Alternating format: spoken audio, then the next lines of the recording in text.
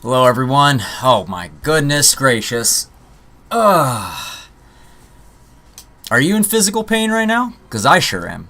And it's not from lifting a whole bunch of stuff at the tailgate today that we went to. Hung out with Footy Mob for a while. Played some Beano board with some friends. Had some drinks. Had some good times. We even beat one of the some of the Nashville fans that came and hung out with us in Beano, so he had thought perhaps that would bode well for the game. It would translate. No, it turns out the Footy Mob guys putting together the tailgate, taking it down afterwards to get ready for the march, and even me perhaps taking a table, unfolding it, putting it out, and putting something on top of it, was more effort than the team put on the field tonight. They put in more effort setting up tents and things in the tailgate for the badge that they care about to come watch and see every week than the team did today. It was infuriating watching this. I mean, Mike Conti and Jason Longshore said it well on the broadcast. You get hit by someone like that, you get trucked, then you get up and do something about it. It's like in hockey, it's why you have goons. Someone starts messing with some of your players, guy goes in and takes him out. There was none of that. No reaction, no nothing in this game. And not only that, we get shellacked in the scoreline as well. It's just, yeah. So, we're going to talk about it. We're going to have a few people on tonight. One of our good friends, Tim Herb, is going to stop by. And we have a few others, Patreons. And first, and certainly not least, we have AJ. AJ, welcome. How are you doing? How are you feeling? Are you as irate as I am? Like, it's not just a loss. I can take losses. We've done it many times on this show. But that kind of at home, when you know you have games on the line against a team you should easily put to the sword, every narrative is working for you. Every narrative is working against them. And then you shit the bed. Yeah. It's one of these, like, you guys probably had more fun at the tailgate than actually at the game, because, wow. Yeah, this game, watching this, difficult. A very, very hard watch. From a aesthetic standpoint, just right out of the blocks, Nashville played with no fear. All credit to them, because they haven't won for 2 months, maybe over 2 months. And yet, they were able to win on the road, which they haven't done in quite some time. And, what do we do at home? Where this is supposed to be a fortress for us. We, as the team, they're saying, oh, yeah, these are 7 finals for us. And yet, it looks like a team that even more lost than I think we've ever been. And yeah, Rob Valentino laid into the team a little bit in the press conference. It is one of these things where, yeah, the club saying that this is a sellout, we all knew going in that, yeah, there's probably going to be some empty seats, but even worse than we think. There's barely... Each row still has so many empty seats. And, it just feels like the team is pissing on us and telling us it's rain. To even pretend like you had a sellout against Nashville, the worst team in the league right now, and yet, what do? We do nothing. We lose to them. And at this point,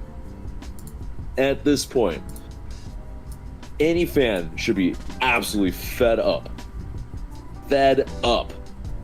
with the club, the players, and frankly, a lot of the marketing. Because it's really just, really feeling like a cash cow at the moment. They got our money. You got our money. It's pretty much it's hostage to you guys. You guys have done fuck all with it. So I guess, were you expecting Miranchuk to turn this team on its head to completely reverse course with how they were doing, or were you more of a realistic person like I was and said, that's, first of all, that's not the kind of player Miranchuk is, and second of all, I don't think that this guy is going to do any, like, he needs a team around him. He's not just the guy who can take the game on his back and just, like, Thiago could do that, but he's also a very special player, one of the best 10s in the league when he was here. I doubt when we were going to sign someone, we were going to find someone of that caliber that can just do that. He's a special player. Miranchuk is good, but it's like, are we going to expect him to be like that? Absolutely. I don't think so. And I think it's foolish to think so. Yeah, I mean, he's still betting in, obviously. First game at the Benz. Not really anything to write home about. A little bit where, yeah, you know, everything that we were noticing in the away match, which, I mean, this is also this. We were afforded more space to a degree because, yeah, you know, Charlotte, I think, them being at home, they wanted to play with the ball a little bit more. You know, but also at times they let us have it. But we played a lot faster. We did not play very fast in this match. It's so slow. Back to the same absolute things that do our head in. We find it outright. We cross it in, and yeah, we're just pumping cross after cross, and it's just, what are we doing? Like, there's nobody making runs into the box, to the back post, into the box. No third man runs. Nothing. Absolutely no ideas. Just the same old. Yeah, I kept using the word predictable. Yeah, it's very predictable to build up all the way to the final attack. Very predictable. And I remember, you know, Doug Robertson doesn't have a lot of spicy, funny tweets, but he had one tonight when he said, you know, just once I'd like to see one of these days an Atlanta United player is going to be at the back post to receive a cross that lands there. One day it'll happen. Yeah, I mean, it's really no one crashes the box at the back post, and it's just, yeah, I don't know why we keep trying to bang our head against the wall, because it ain't happening. I really didn't see any through balls tonight. No balls on the top, no dynamism whatsoever, and no one willing to put the team on their back. And yeah, you know, you had it was 2-0, and I mean, frankly, could have been more because, yeah, VAR, they called one back with a little bit of an offside, and I mean, yeah, there was a Teal Bunbury chance in the first half too that probably should have went in if he was a better player. Right, and it's also this. It's like, okay, you know, I think we've usually seen more fight at the end of matches than we saw tonight. Absolutely nothing. Just it almost lacked urgency. Yeah. 100%.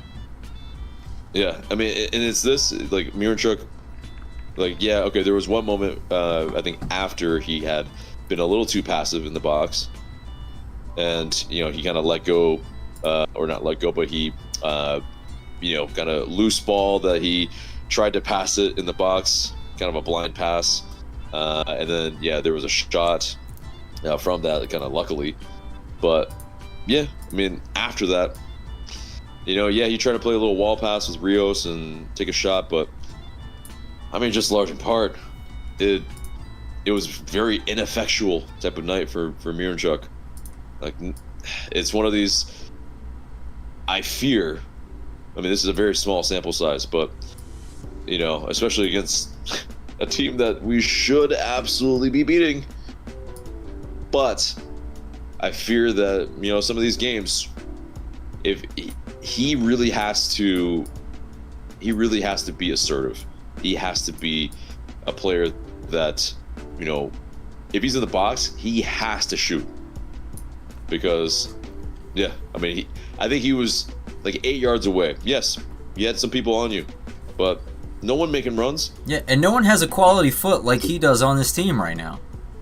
Yeah. Like, maybe Saba, but, like, that's about it. it's too passive. It's just too passive, and yeah, I mean, I think unfortunately, I mean it's very early, but unfortunately, I think he was a poster boy for tonight, whether you wanted to or not. We were too passive. Mm-hmm. We were not trying to make things happen like willingly enough. It also seemed like, We and I think the reason is because the team is unsure of itself, because it doesn't have a lot of chemistry.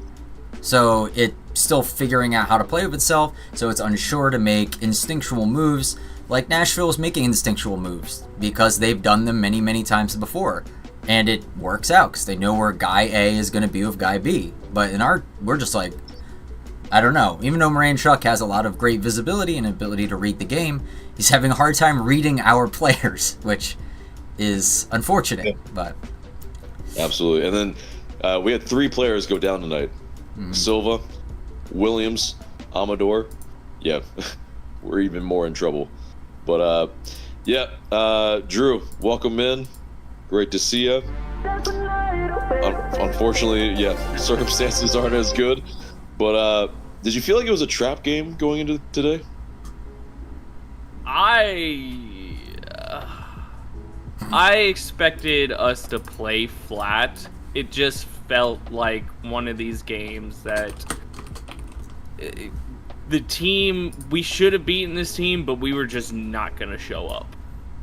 And that's what ended up happening. You could tell from the first kick of the game that the team wasn't there. Nobody was ready to go at all. We were on the back foot from the start, and they capitalized early, and it just, whatever little life we had, it was sucked out of the team, and it was game over from that point on almost. yeah, I know. I clocked the same thing. I was like, from start to finish, this team was just not. They weren't there. Like, they weren't mentally prepared or ready for this game. They just didn't want to play. Checked out is the words I would use. And so one of those things, okay, obviously the players also, follow the marketing that Atlanta United put out there on social media. They're like, oh yeah, it's going to be a sellout. And then they step out and it's barely halfway. Like, yeah, you're going to feel a certain way when you're a player too, that, oh yeah, we're getting smoke blown up our ass as well. Yep. I mean, I think it would affect me if I were playing and I saw, oh yeah, you're excited. Oh yeah, it's gonna be a sellout. Okay. You walk out there, it's like dead. Yep. And I was looking at tickets for this game, and I made this decision last second, and I'm not gonna pick up any tickets. And I'm like, now I'm looking back, like, okay, kind of glad I didn't. Yeah, this was a stinker. Yeah. Definitely not one to go to or write home about. Right. Like, yeah, vindicated, unfortunately. And it's like, yeah, unfortunately, I think too many people have been vindicated. And it's, it's in the wrong way. And basically 2-0, everybody leaves. I don't blame them. Like, if it was, because I think there was a kind of maybe moments in our history in 2019 that fans were leaving. When Frank de Boer wasn't exactly putting us in a shining light, but I held issue then because it was like, yeah, we had just won MLS Cup, and yeah, it was very early for that type of stuff. But this, absolutely, I mean, frankly, should have been a walkout way sooner. Yep. Like the performance in the first half, just asleep. Like they battered us. Yeah. Front post, back post. Like, they had their way when they were direct. Yeah. Like, it was just... Yeah. I mean, Rob Ursery says on Twitter, like, Hani's been trash all season, but decides to remember he's a baller against us. Like, yeah. I mean, and to be fair, like, I haven't been following him this season, really, but I do know when he plays us in the past, he's lit it up. So, it's just, he seems to know... when he comes to the Bends, that's his second away home, so. Right. they try to call it, they build it a derby day, a rivalry game. Where was Atlanta United? Yeah, I mean, Nashville Just looked like a team that absolutely. was on the precipice of being completely irrelevant in terms of playoffs, and they played like it. They looked like an animal backed up against the wall with nothing to lose and, staring down the barrel of a gun, and they reacted like it. Whereas we look like we were on Valium. Yeah, exactly. We, at this point, there is no rivalry games for Atlanta. We need to figure out what we are or have some sort of fight. That's what this team has lacked a lot this season is we have no fight. Yeah. We have one thing go against us and our heads drop and we lose all energy in the building, on the field. Everything just drains from this team. Yeah. And it's a lot of PTSD, I think, from the fans too. It's like, yes, the fans could be better a little bit about it, but I mean, yeah, you basically part of it is that you sucked out all the diehards and a lot of the casuals that were the fabric of the team, and now you just have a whole bunch of casuals, and Who will do things like start to boo in the middle of the game, Well, I mean, I think that's really, I think it could be anybody, but I'm never gonna boo Atlanta United. Like, it's just, that's not something I'm personally gonna do. But I think a lot of casual fans are more likely to do it, and power to them. That's fine. But I don't know if it's just the casual fan, because casual, like, you can define casual as well, but I think casual fans don't know enough of what's going on to actually. They look at the scoreboard and go boo. Yeah, I don't think they're upset enough.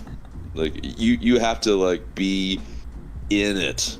You have to be in the shit to feel like you're in the shit. If you're a casual fan, you're like, yeah, that sucks. Well, I'm gonna leave. Yeah. Like, that's it. Like, there's no more thought process. But, it's it's this. I challenge Atlanta United to actually make us care more about it, because I mean, like, a lot of us care a lot, and they're sucking the life out of this club. Yeah. And I mean, it's there's like a scary thing in my head that makes me think, like, well, maybe perhaps Garth and them, they know that, and they want to do. I mean, obviously they want to succeed, right? And it's not as if, like, they're sitting there with the lever to fix everything and going, I'm not gonna pull it. I'm gonna make them suffer. Right. Like, you know what I mean? So right. he's just, It's not like it's not like Major League where there's the female owner that's like literally trying to get back at her her husband or or whatever. literally Ted Lasso. Yeah. Ted Lasso, yep. Yeah, or literally Ted Lasso, exactly. It's like the parallel owner's story, but it's way more nuanced and way better. But yeah, it's not that scenario. So, like, I'm thinking, like, in order for them to respond to, like, well, what do I say to AJ who says, I dared Atlanta to challenge me? It's like, he's like, well, I like, we can't right now. You have to wait. In order for next season to at least to be like, here's what we can do. And it's like, it's tough because I don't know if Garth is like literally going, I have a plan, here's the things lining up, Miranchuk, blah blah blah. It's like, but in my mind I'm also thinking, well, perhaps he just doesn't know if it'll work. I mean, he thinks it'll work, but he's not sure.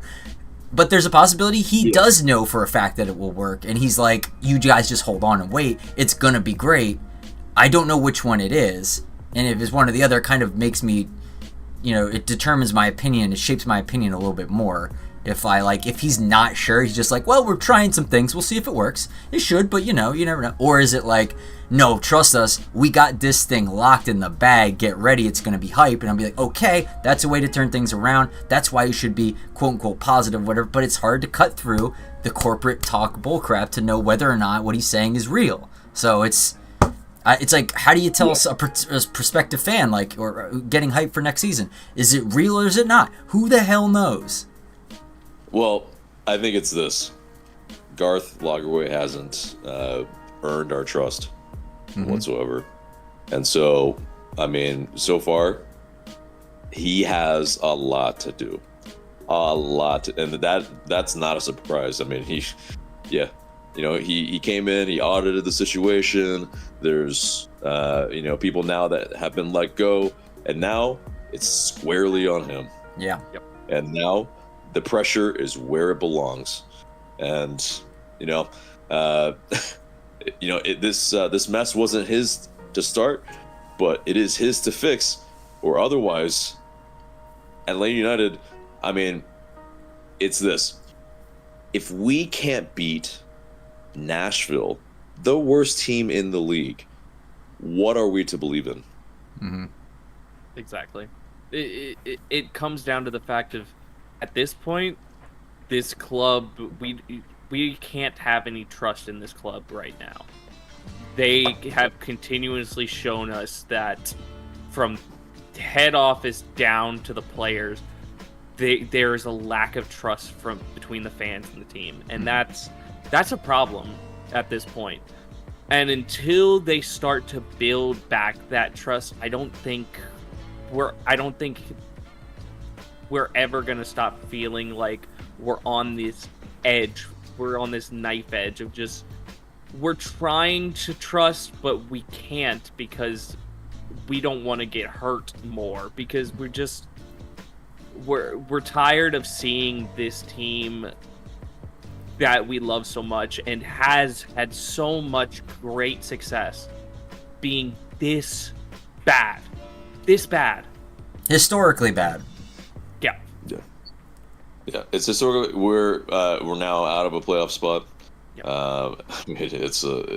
We're facing Miami next, whether it's with Messi or not, which signs are, he just scored a brace, and if he plays on this turf, okay, you almost kind of don't want him to play on this turf, even though it's like, selfishly, okay, maybe for some people, you want to see Messi play, but but if you're an Atlanta United fan, like through and through, you don't want to see that. That's the nail in the coffin. Yeah, unless we beat him again, because that would be nice.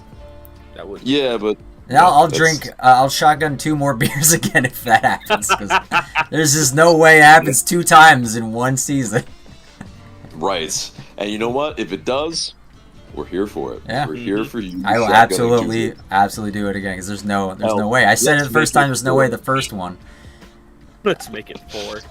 Let's make it. No, I'll think about it. 4 is a lot, and it's a Wednesday, so it's probably not great. Exactly. Don't do that. If it was Saturday, I'd be okay. Yeah, Wednesday is a rough ask. Yeah, for sure.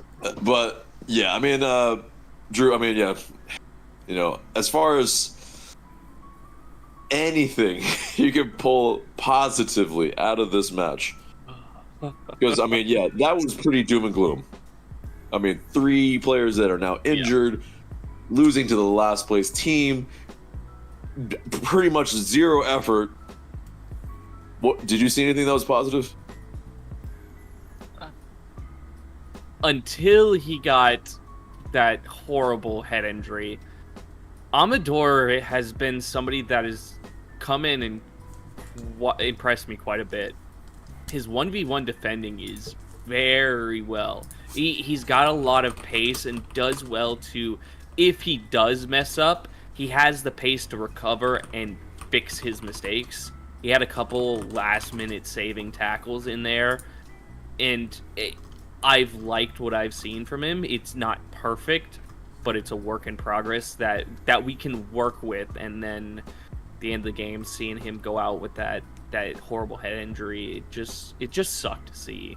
Yeah.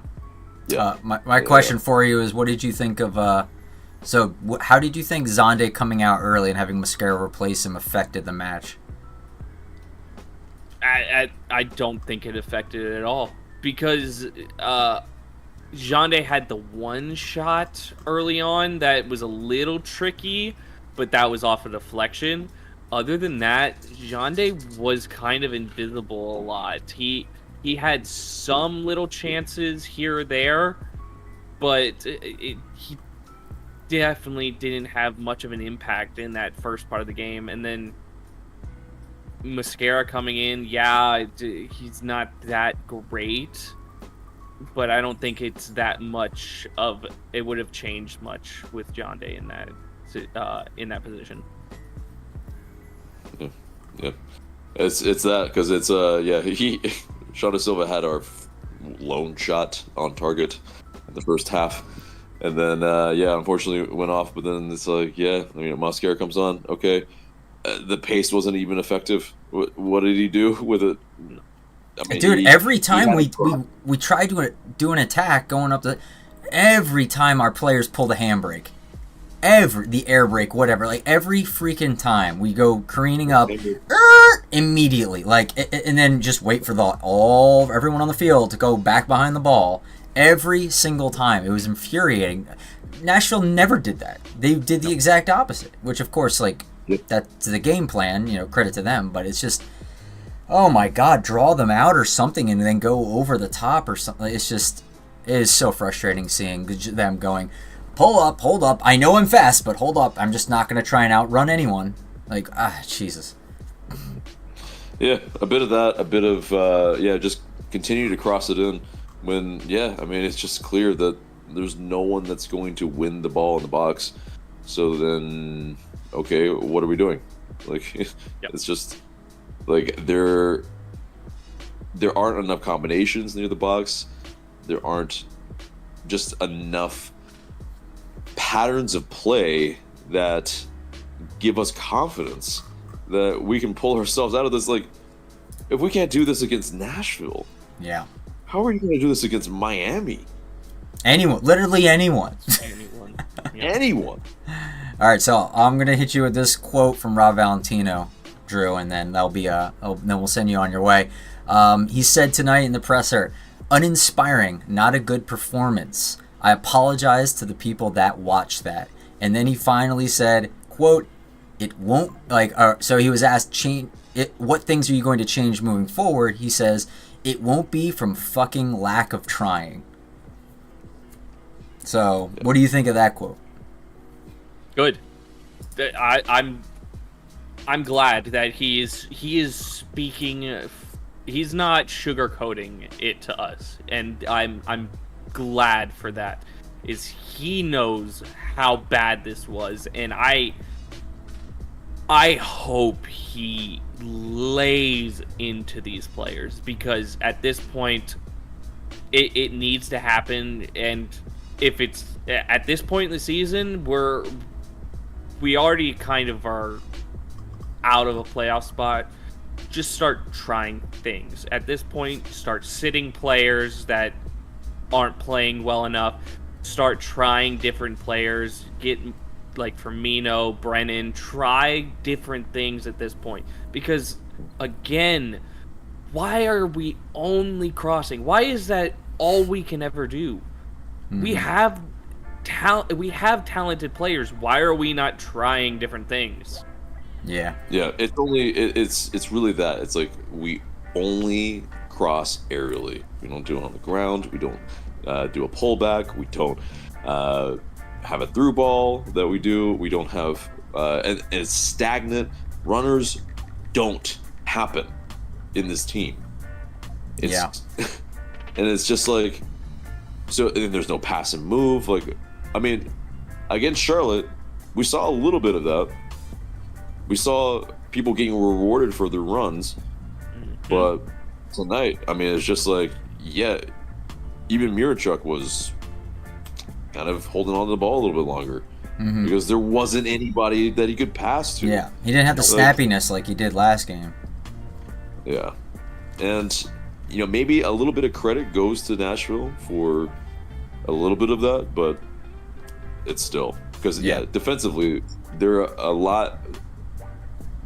a stout team defensively. They've always been.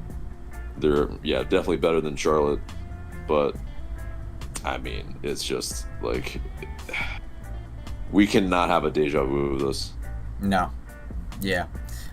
Just on some positive note, the Atlanta United Unified team just rocketed a giant goal from Xavier in the Unified game that they're playing right now after the match. Why can't we do that? Guy crushes it from outside the box. Like, that, you need to take some notes. It's very frustrating. So, anyway, Drew, thanks for hanging out and commiserating with us. We'll catch you next time, perhaps. Maybe you'll see me drink some more beers if we beat Messi again. But we'll see. I will join you. I will join you.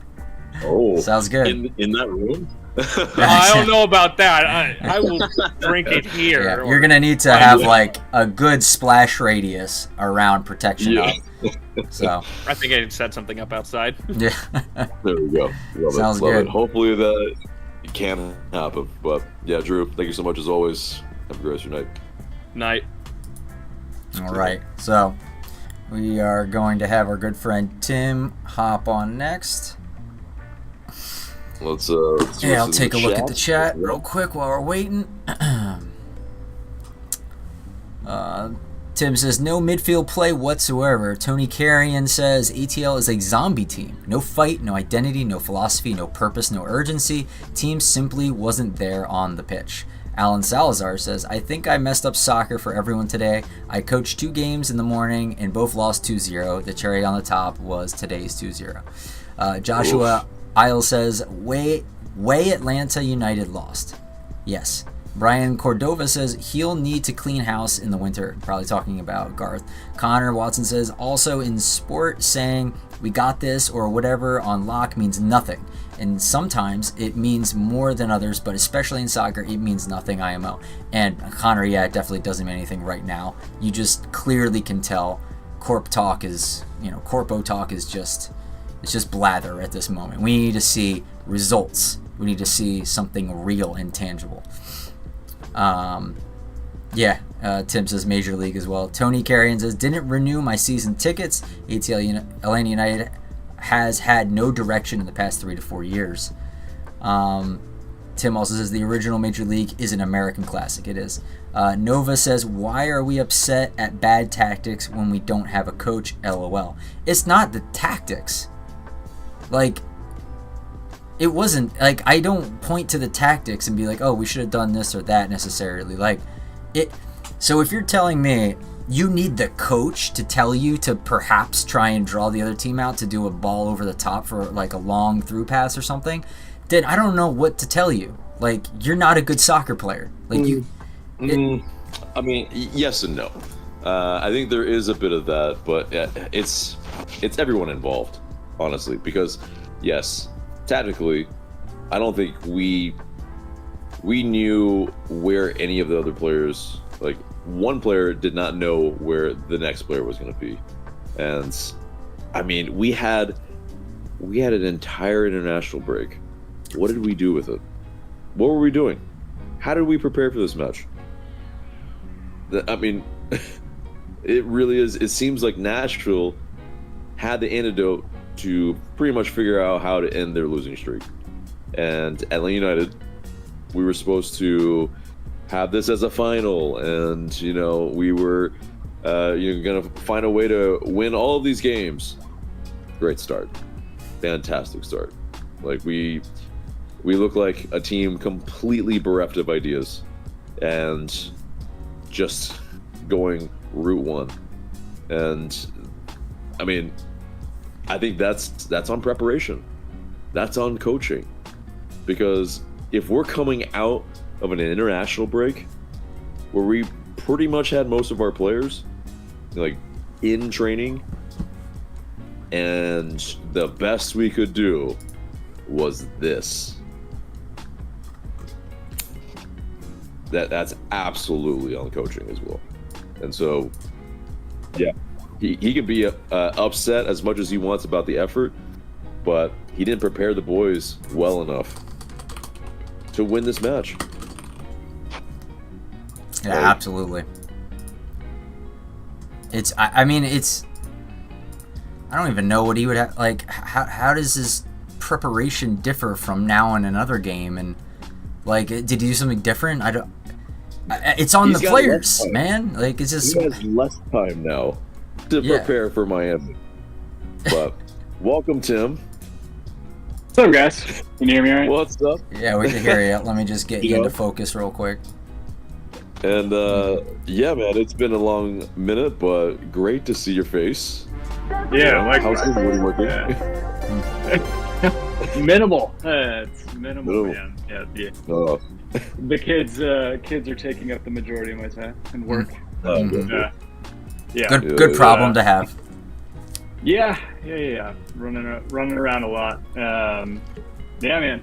Yeah, it's good to see you guys. And thanks for having me on. It's been forever. Honestly, I will just go ahead and say I'm probably going to be talking out of my ass about a lot of the team because I've not had a lot of time, a lot of good chances to watch games from start to finish. But tonight was one.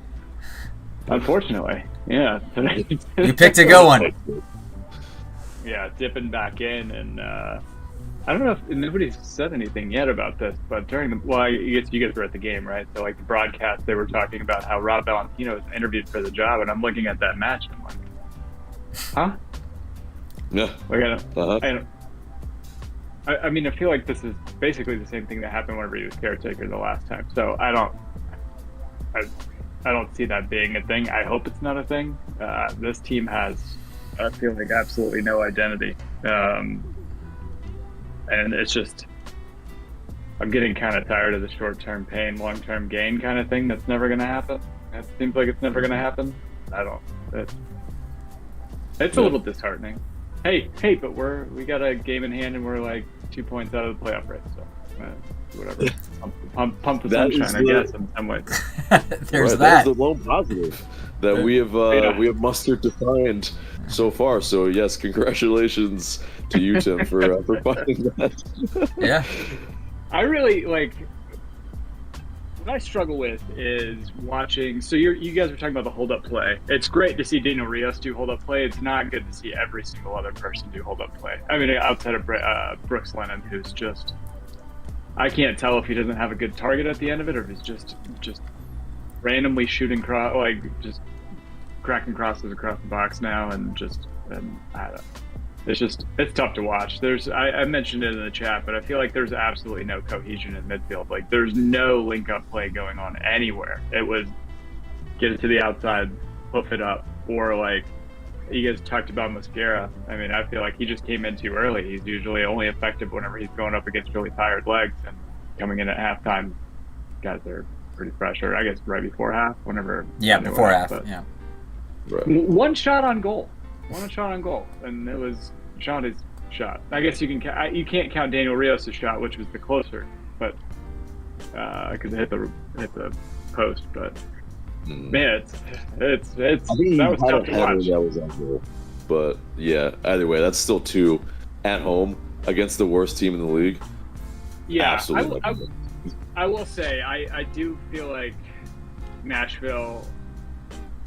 They have a talented team. I think you have Hani Mukhtar shake off the cobwebs, and you have a couple guys on that team that are like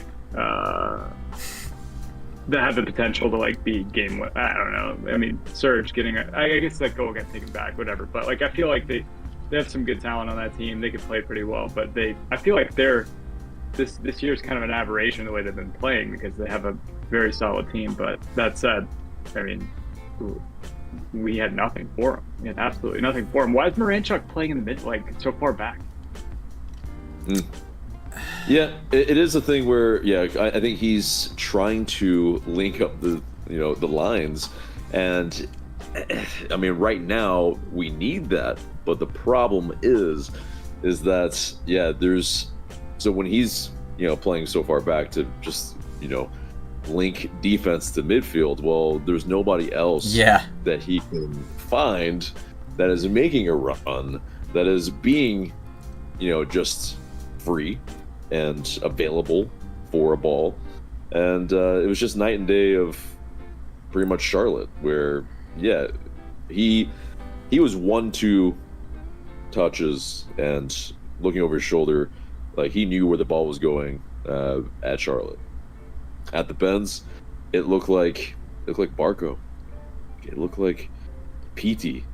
You know, it looked like we're indecisiveness and also non-aggressiveness in the box. Mm-hmm. I mean, it's just, yeah. But so yeah, for Miranchuk, not the best debut for sure. No, at home, I mean, to but- talk about midfield for a second too, because we were addressing that. I mean, Fortune, you had Sleesh, and eventually you had Tristan as well. But with Fortune, I saw him earlier getting absolutely stomped. Like, we kept passing to him, trying to build out, going through the middle per se, and then all of a sudden he would get the ball with like 3 guys jumping on top of him, and he'd turn it over like multiple times, like at least 2 or 3 times in the first half alone, where the ball would just get to him and immediately turn it over because he's overwhelmed. Why are you passing to him in that scenario? And also, what are you expecting out of that when it's Fortune? Like, don't put him in the most difficult scenario on the field at the moment.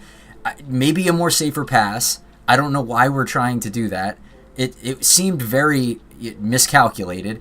And then Sleesh talking about, well, he's the guy, one of the guys that are supposed to be able to link up the defense to the midfield, and then from Miranchuk getting that ball and then going to the attack. But for whatever reason, Miranchuk has to come back because Sleesh was unable and Fortune unable to get this ball going. So the failure there is causing Miranchuk to do more. I mean, we saw this with Thiago Almada too. He had to trek back all the darn time to get things, to go to the play, to go to the ball, and to make something happen, because it was just like a slog waiting for it to come up there, and then him just kind of waiting.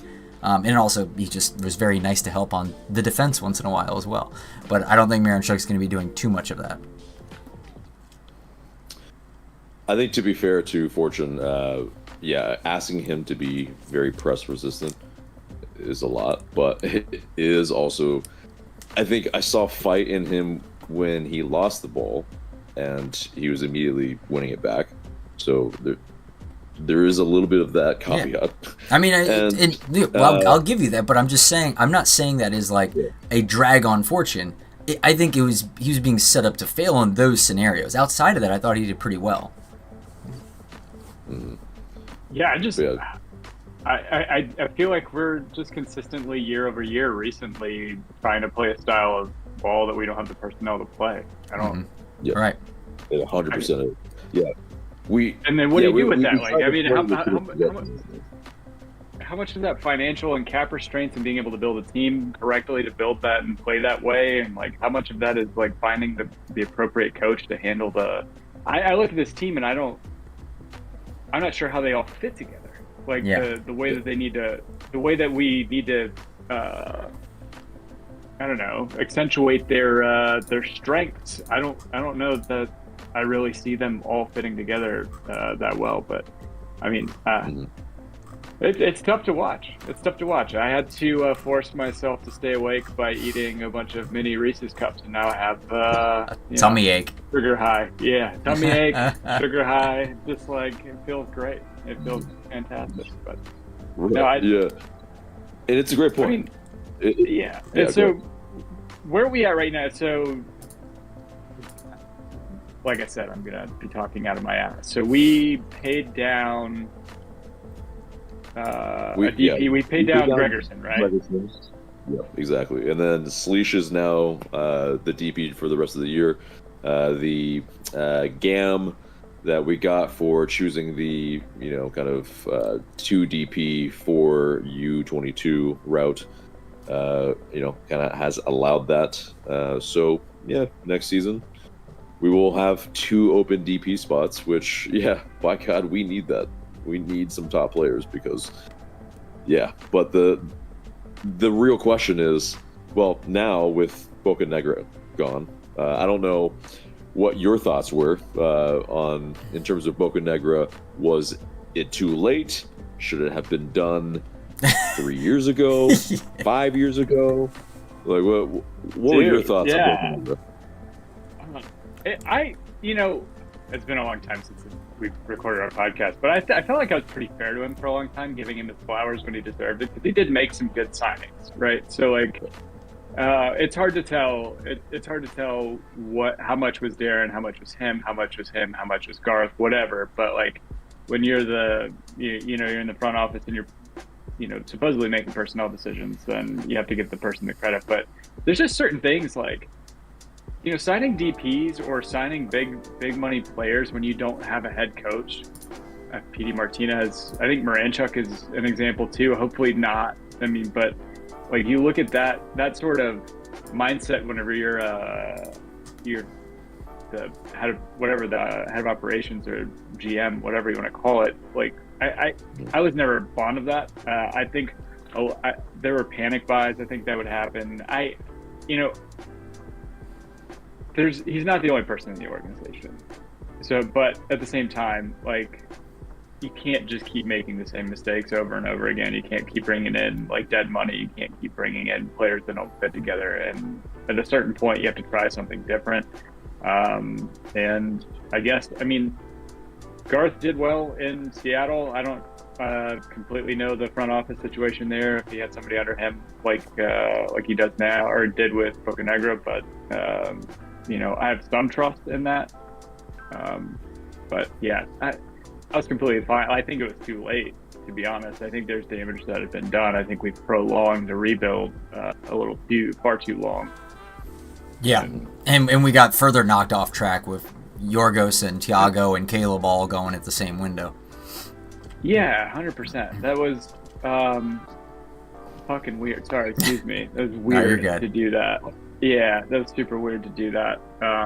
Or like with Caleb to not, stipulate a loan back for the rest of the season.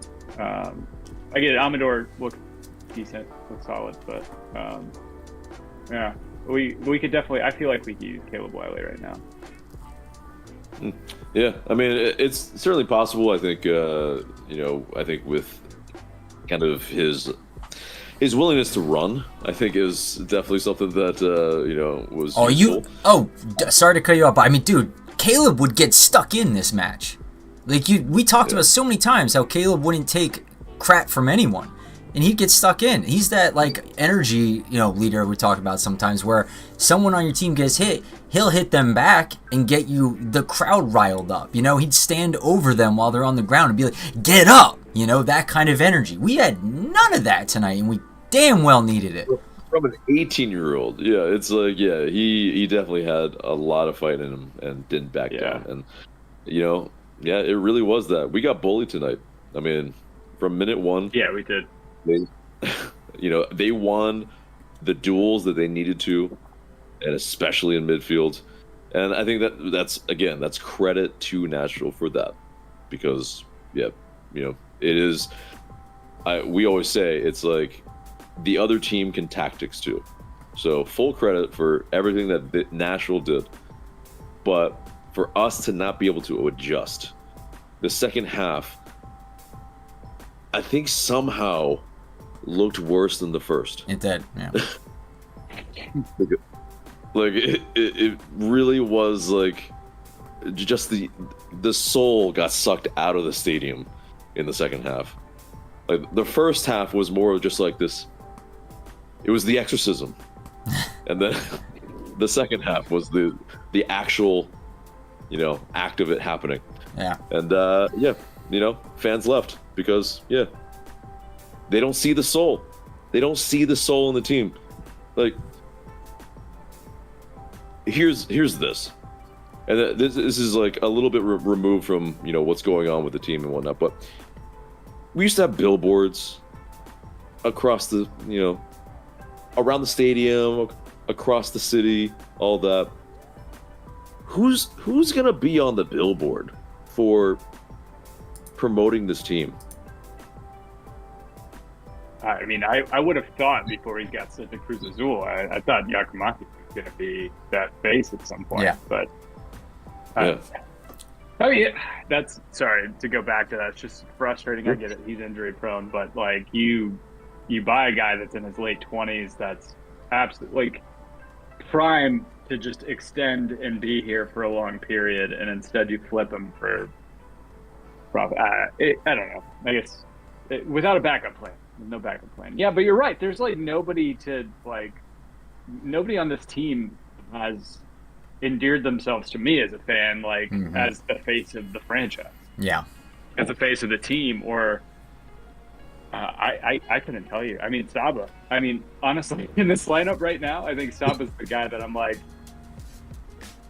I feel like I see him put maybe the most effort in on the field every time I watch. But is he consistent enough with? No, you know, he's not. his final third actions. It's not, and then it's also this. It's like Guzan is the captain, but you know, as much as he's been a great servant, you know, in the community and you know, squad wise, like he seems like a really just a great guy, but as he's been captain,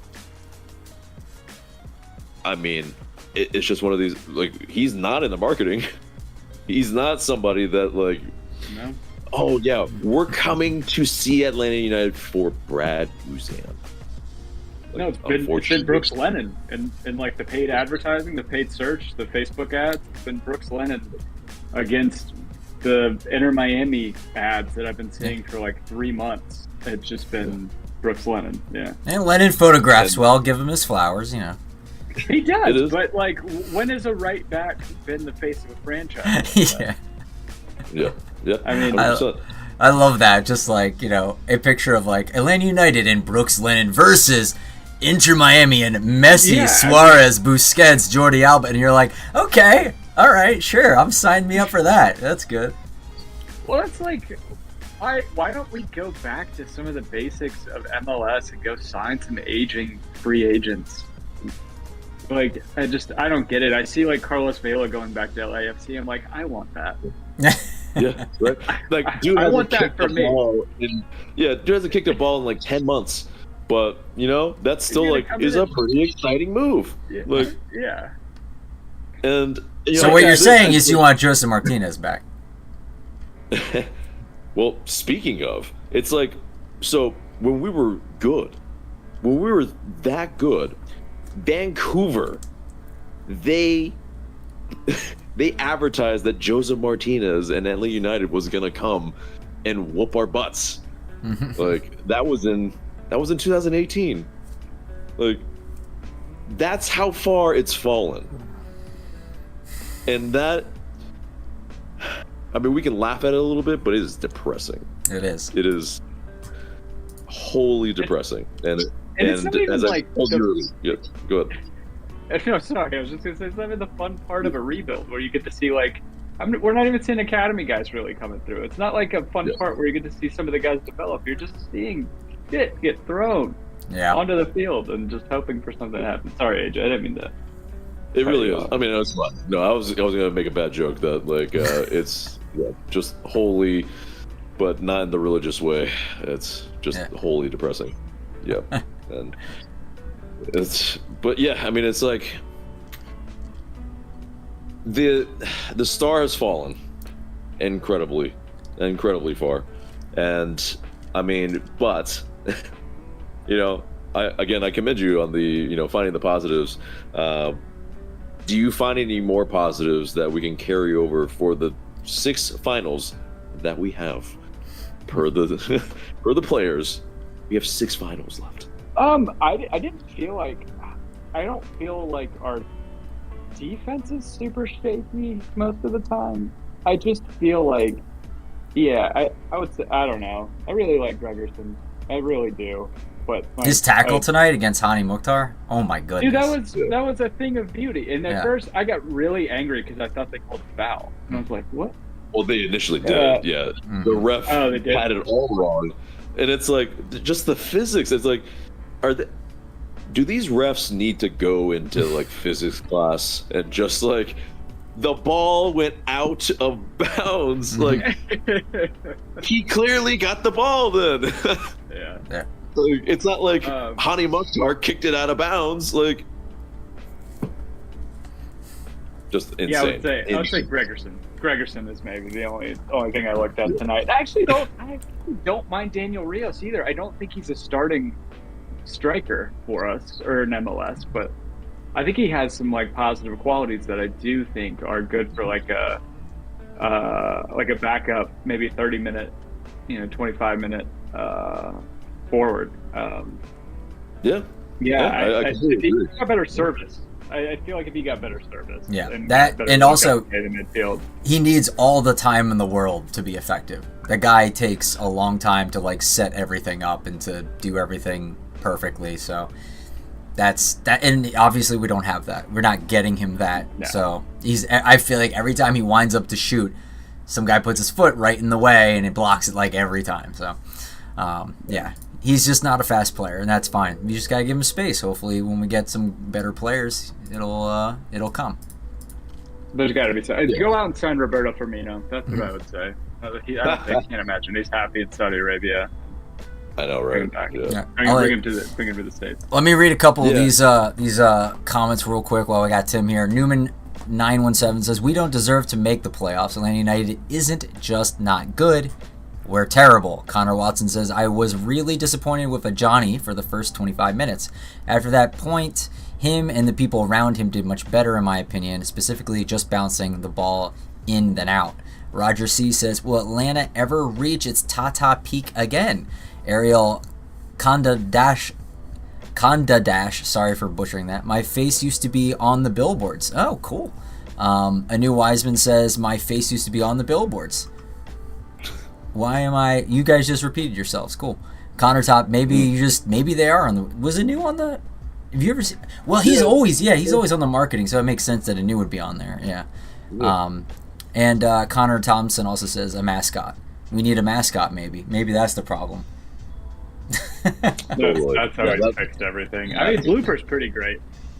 Yeah, he is. I know. Yeah, it's like when we get the dub, he races in from center field. So, and like I can't imagine what that thing smells like after he exits that thing.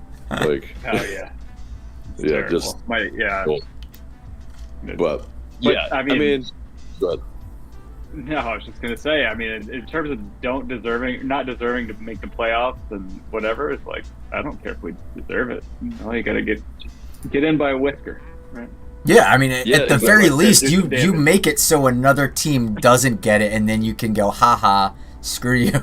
Yeah, it's Yeah, still exactly. always like, yeah, you hope for the best for the club. And yes, if we get in spite of somebody else, especially a rival, yeah, hell yeah, we're going to gloat about it.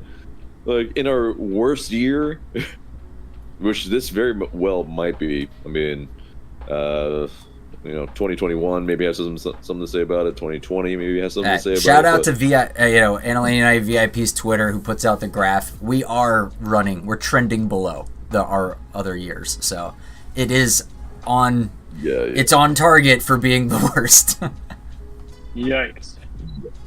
Yeah, and that's deeply disheartening. But yeah, I mean, yeah, this is what I think I was going to ask you, and then I forgot about it. Oh man, well, it's hard to concentrate tonight. It's pretty much yeah, that's the kind of game that we got. Is like, yeah, don't blame me if you turned off, but obviously we all didn't, and.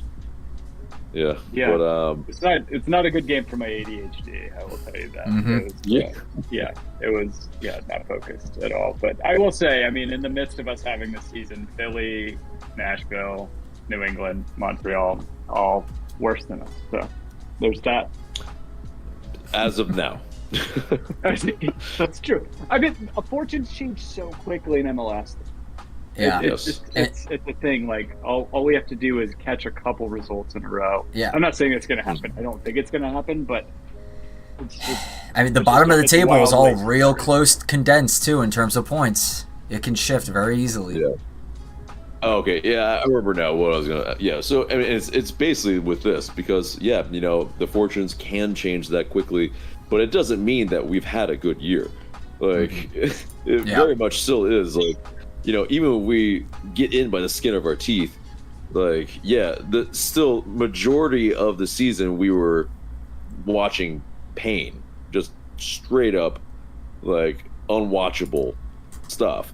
But yeah, this sold outness that the marketing was being, pumped to us before this match.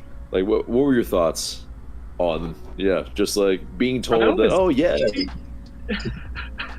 My first thought watching the game was like, it's empty as shit in there. yeah, It is quiet. It is empty. And then I had some friends of the game too, and they like, I was like, is it as dead in there as it seems on TV? And they're like, yeah, it's off.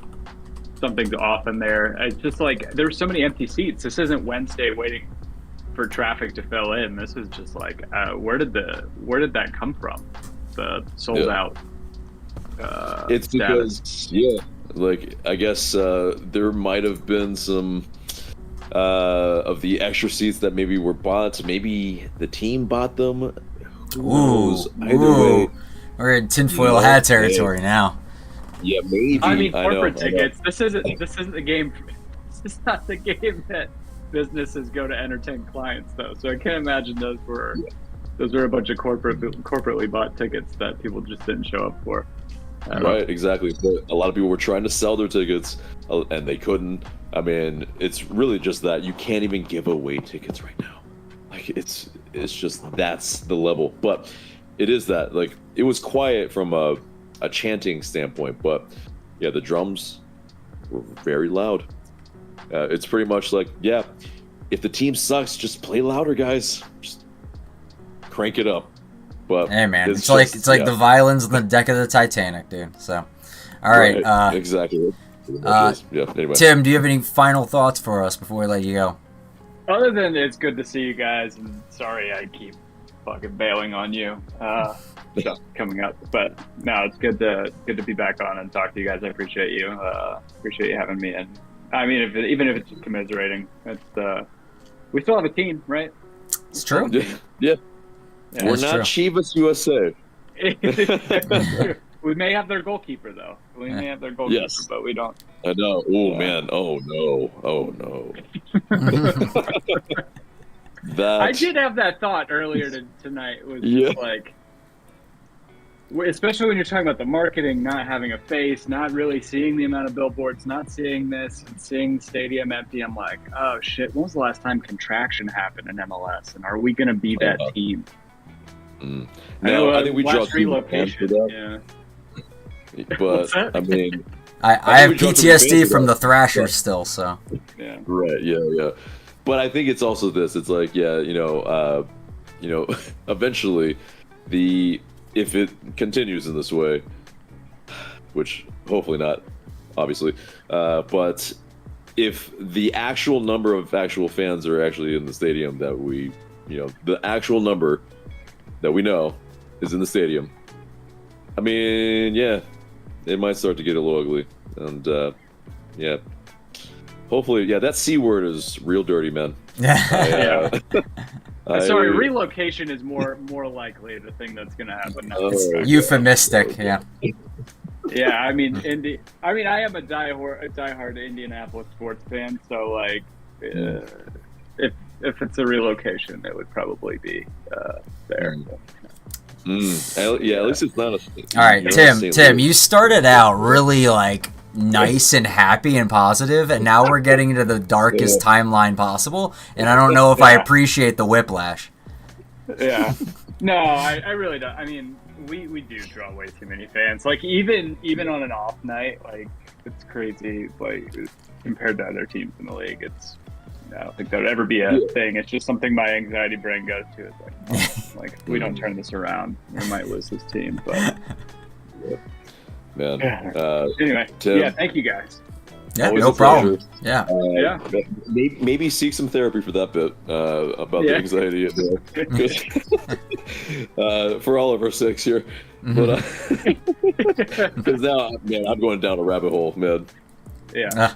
You're making AJ spiral now. Have a good night. All right, have a good one, bud. You too, man. Yeah. All right, we have one more guest for tonight. Let me read a few more of these comments. If we have any more, get your questions in. We do. Brian Cordova says, conspiracy. Connor Thompson also says, is it Boca's fault? Also, Winnipeg Force FC. Oh, God. Or Chemisaw Crush. Oh, Jesus Christ. You are saying some terrible thing. At least Charlotte lost tonight. Yeah, they seem to be having trouble all of a sudden. They ran into Kennesaw still in Georgia, so technically, yes, yeah. Chris James says, "Am I completely stupid for thinking that Rob is way over his head with his team? Why did we sign a 10 to never play through him? What is the purpose? What is his purpose?" So before we answer that, let's welcome Nick to the stream. How you doing, Nick? I saw you earlier today. It was great seeing you. What does that say?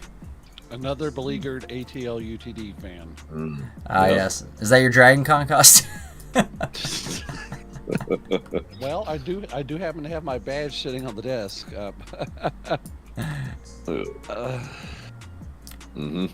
Let us have your thoughts, man. What can I say? I was talking with Mike at the tailgate today about how the facts of this Nashville team and how badly they've been performing, and I feel like I jinxed the whole damn thing. Man, it's not just you. Everyone was talking about how bad they were. Like, it's monumental how bad they are. I can't. We were talking with the Nashville fan about how bad it was. Yeah. Boy, he was a kid in a candy store tonight, wasn't he? Oh yeah. I bet.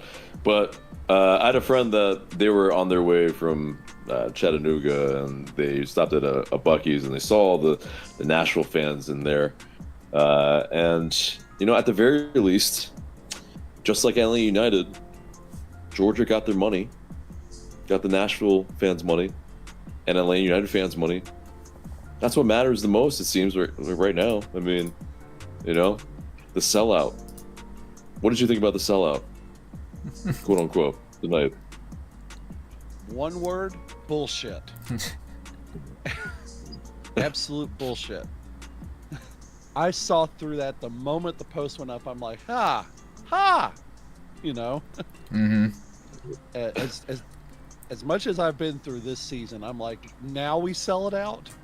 Yeah. Why It's like, where is this coming from? The Derby match, really? Okay. Did they happen to be just left over from another game somewhere else? I mean, are they going to put cardboard cutouts in the seats now, like they did during COVID, maybe in baseball stadiums? Right. I mean, I don't know. Mm-hmm. Yeah. But I tell you, in the supporter section tonight, it just, the energy. You all were right when the energy got sucked out of the building, especially after that first goal. It felt like someone smacked us really, really, really, really hard. Mm-hmm. And especially after the original second goal that got wiped off by VAR, and it still felt demoralizing. And we were trying to keep the energy up, Oh yeah, but there's too many casuals. There's too many casuals in the supporter section, which, nothing, no ill will towards the casuals, but when they're in the supporter section and everybody's sitting, especially at the start of the half, and that's what you guys were trying to do. You guys were trying to will everybody to bring some energy. And I'm standing over there in the reserve supporter section. I mean, it's also that. It's like I'm one of, I look like the crazy, and it's like that's maybe been a long time coming, but it is also like Atlanta United, we're known for standing, and there are probably just only hundreds of people standing now in the stadium on a consistent basis. Very saddening. But where I'm at the edge of 101, 102's right to my left. I'm right up at the third capo stand. And I'm constantly yelling at the people in 102 to do anything, and there's bits and pieces here and there down towards the front, they're doing it, but all these people are just sitting there, no energy, and it's really not helping. I mean, I feel like I'm having to do the shouting of three people to get them to compensate for it, Sure. And it's I mean, not the supporter section that I have experienced last year. Yes, changed. it is a drastic from last year to this year. Yeah, I mean, besides drums, it is becoming a library, and I mean, it is. That's I can't believe I'm saying that. Like, the Bends, it's partially why. Yes, probably the team is not doing as well to a degree that they're basically, it's an away match for them. And we know about the away matches for Atlanta United. Like, we don't win. We play all our games on the road. I mean, Yeah. Do you think the those supporters group, those zealous supporters groups, people come back if we start winning again, or do you think they're just, perhaps they just like that crop of that generation aged out and they're like, I don't have the energy or the time to do it anymore? Very well. Go ahead, Adrian. No. I mean, well, yeah. The only thing I'm going to add, and I'll let you. It's been 8 years. It's a cycle. Mm-hmm. That's a pretty long time, and so yeah, there are probably plenty of people that have now become parents, and yeah, they now cannot be within the stadium. But we've been on a slide so long that the new crop of kids that maybe in high school or college, like why would they? Like, they would have to like really love football and really love losing to really get involved. It's funny because right behind me was this group of young kids. They didn't know half the chants, and they were really throwing my pace off and trying to keep up with everybody else. And I heard one of them say, dude, go to atlchants.com. And I'm like, yeah, really, learn the damn chants. Come on. If you're going to be in the supporter section, especially 101, get with the program. Mm-hmm. Sure. But, I mean, it is a lot to ask right now, I think, of people. I mean, to be fair, like, if they're there because, they're probably college kids, and it's the cheapest ticket. Exactly. Mm-hmm. So, I don't really rag them too hard, but it is this. Like, it is the exact problem that we have prognosticated. This is the issue. When you have casuals that are sitting in, unfortunately, pretty important spots that, pretty much the team draws energy from. Well, I think this is exactly the stew that we've been brewing for some time, and it's all coming to a head. Yeah. I wonder I just want to ask Miranchuk what his thought was of this first home game, of the energy of the place. And after he had that reaction in that video the other day, what does he think now, given the events of tonight? Yeah, it wasn't really filled up that much more than when he saw it. So, it's unfortunately, I think maybe he heard more drums tonight. I mean, he looks at it. He says he sees the potential for this place to go balls to the walls, but right now it's a little underwhelming. Yep, and unfortunately, he only heard the train horns when the half started. I was about to say when an actual train is coming through Atlanta. Sometimes they're loud enough. To be fair, Yeah, I live in Doraville. I absolutely hear them all the time. Yeah. Well, I mean, like in the stadium, sometimes they're loud enough. Actually, they can hear it. But. I hear more train horns in Atlantic Station. in the stadium right now. Yep. Damn. Repeat that again. We'll clip you. I hear more train horns in Atlantic Station than I do in the Benz. Woof. That stinks. Yeah. But it's true. It's cold water. Yeah. Yep. But yeah, Nick, I've been asking this all night. Were there some positives for you that you can carry over to our 6 finals? Long sigh. I'm hard pressed to find one. I mean, Rios had that great shot that went off the post right in front of us in the supporter section. Mm-hmm. That was heartbreaking for him because that was a good ball. He had a great opportunity there, one of the few we had in the entire match, and I felt like that should have went in. You know, that was unfortunate. Mm-hmm. There was no midfield. I agree with everybody else. There was no midfield play. It was just not there. And plus, Mukhtar was selling fouls left and right. He must be thinking he's getting an Emmy Award tomorrow night. Mm-hmm. He did get a yellow for at midfield. What was that? I did not see exactly what happened. Did the ball smack him and it was a handball or something like that? It was a handball, but yeah, he tried to he basically tried to stop the counter, and but then he tried to sell it that I think anyway. I didn't get to see a replay because they don't show replays unless it's possibly beneficial to Atlanta United in the stadium.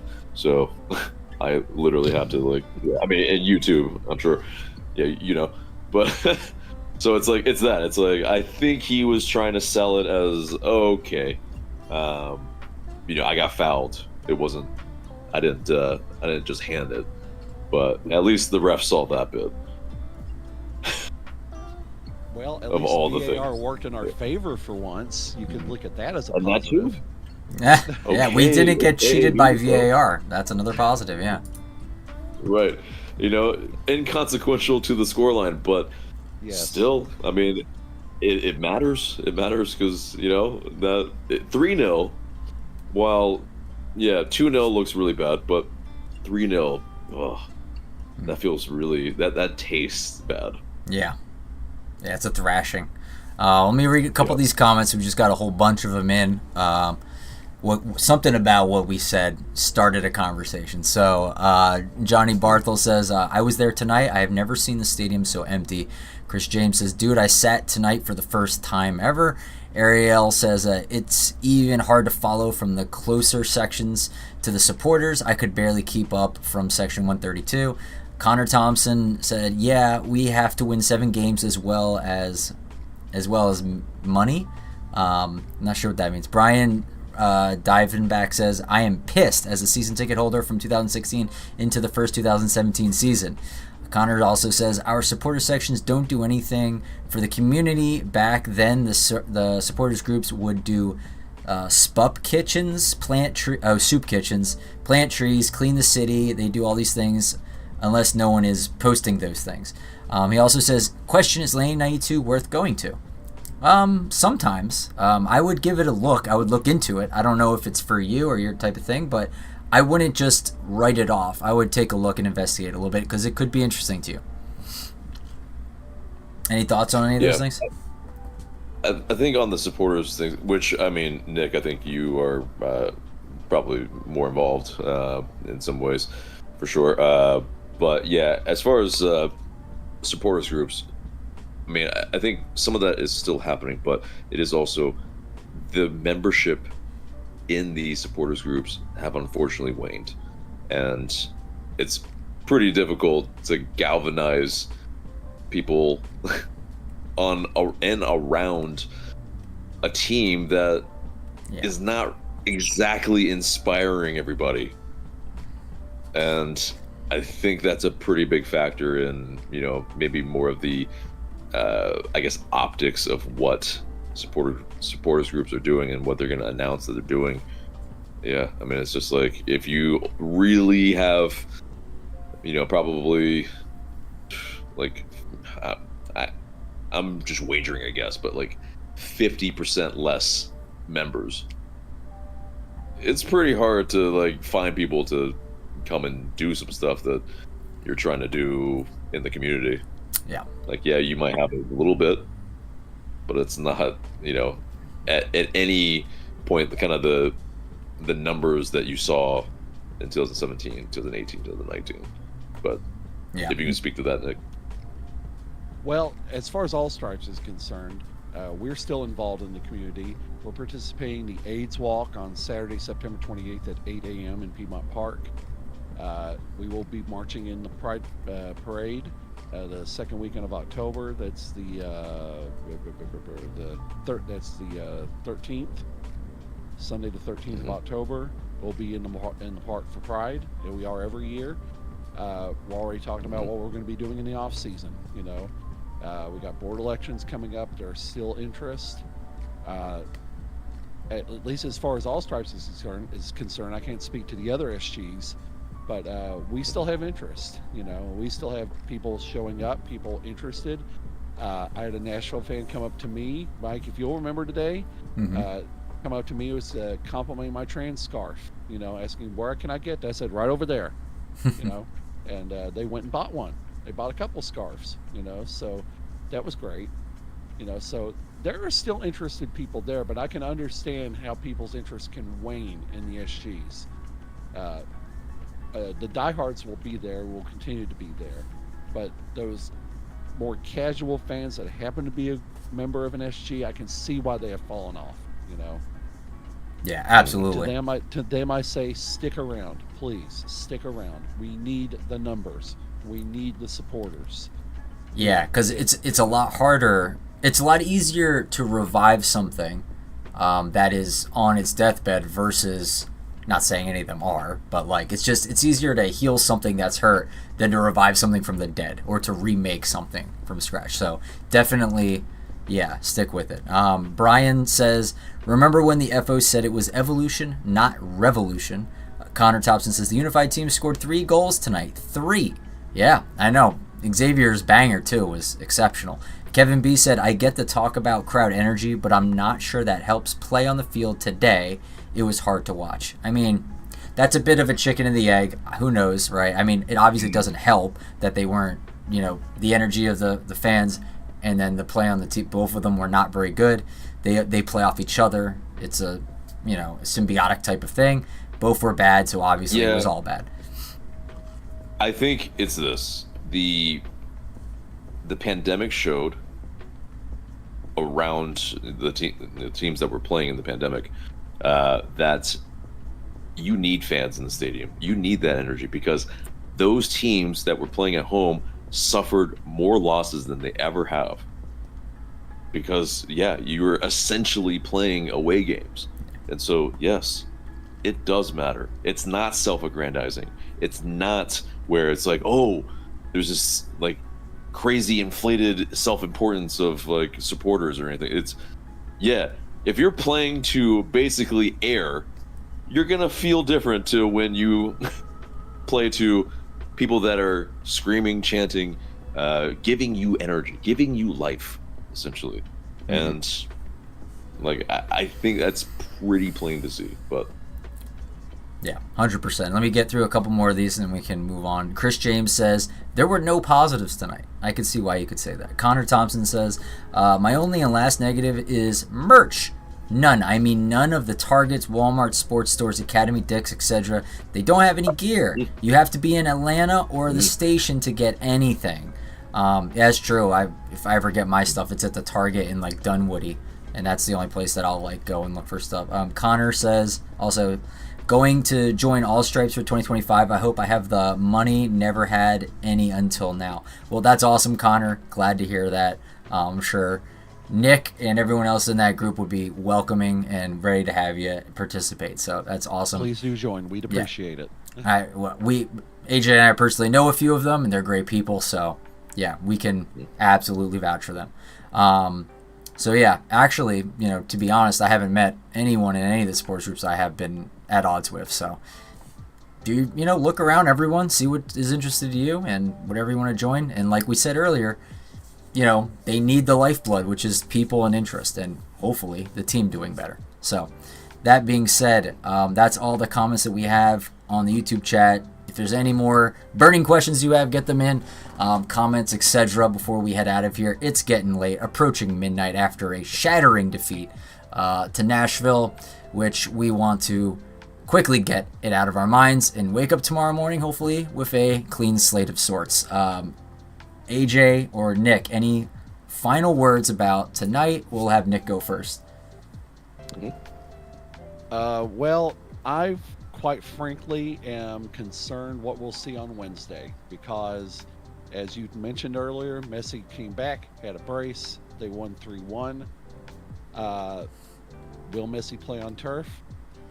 That's a $64,000 question. Who knows? Tada coming into his old digs, so to speak. I will be there. I will be there. I will give it my 90 as I usually do.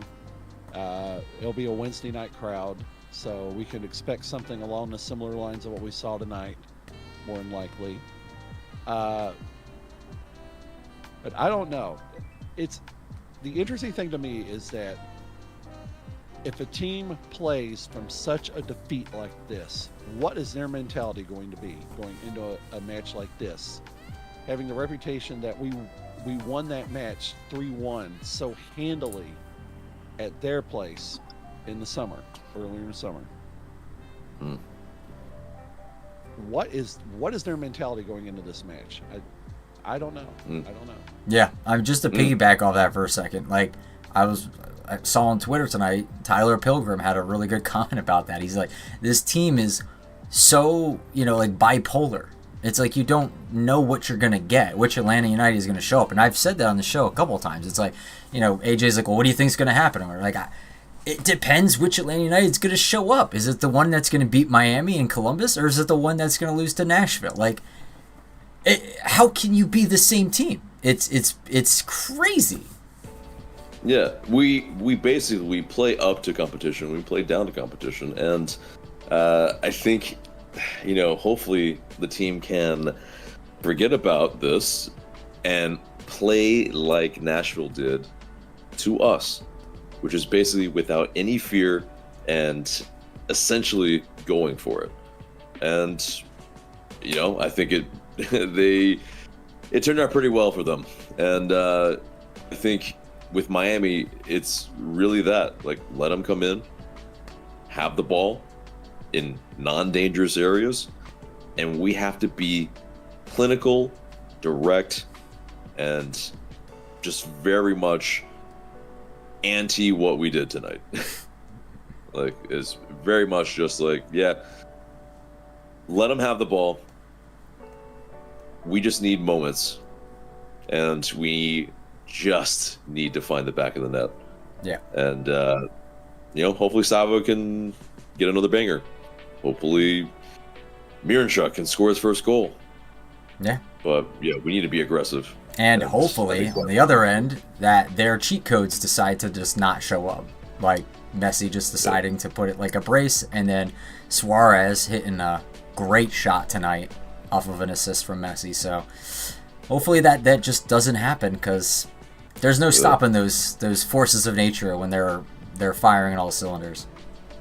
Right, because even if like one of Messi or Suarez doesn't play, you still have just one world-class player that's at the very least, and then two others that are playing a little deeper. But then, yeah, if they have four, yep, I think we all collectively shudder. Mm-hmm.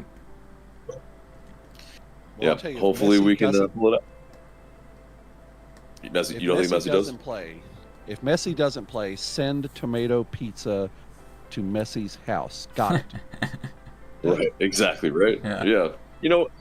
How about, maybe we should send it to him anyway, and just like make sure he just fills up on it. Maybe he feels a little heavy, and just like, not really that motivated to play on Wednesday. That he's like, I'm feeling a little sick. Like, whatever was in that pizza might have been, just messing up my stomach a little bit. That the dark arts is what you're saying. Okay. Exactly, the dark arts. We need to pull out every everything we can. That's some like CONCACAF national team level tactics kind of nonsense. Like, Yep. setting off fireworks in the hotel building the night before so they can't sleep. Like, 100%. Yeah, wake them up at 3, then wake them up at 5. that's why Then wake teams 'em up don't at tell 7. anyone where they're staying in hotels when they go traveling Yeah. abroad, because the fans will keep them up all night to screw with them.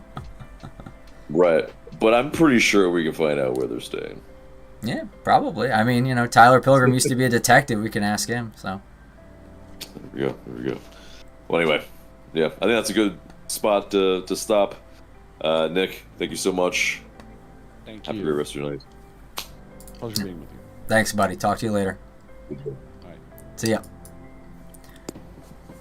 All right, well, everybody, that brings us to the end of the show. See if there's any other comments. Yeah, Brian has a couple. Miranchuk ain't scoring a goal this season.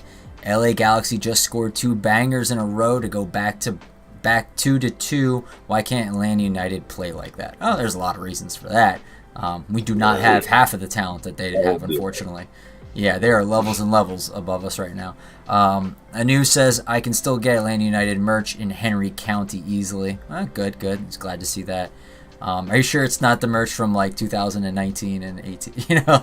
It's like the leftovers. No, I'm kidding. Connor Totson, yeah, he says he's going to do that. Okay, so yeah, we're caught up now. Great. Yeah, sucks. Last time we got to celebrate a win and it felt great coming on here, be able to talk to you guys, but back to our unfortunate losing ways. And I don't know. I don't know if it's going to get much better. I mean, at the very least, Rob Valentino has to talk to these boys and say, listen, guys, it's one thing to lose. It's another thing to look defeated. And that's what you look tonight. So we need to fix that. You can fix that. You can fix that even if you get demolished by Miami. You can still look proud and fight. Those are things in your control. So that's something that we need to get on top of, because that was entirely, as he said, unacceptable. Yeah, indeed. Well said. But yeah, everyone, thank you so much for hanging out. Thank you, for all the comments and everything tonight. We were able to get some therapy in, and we're doing that for each other. So, but yeah, guys, thank you so much for watching. Remember to like, share, comment, and subscribe. That's Michael. I'm AJ. We'll see you in the next video. See you, everybody. Bye-bye.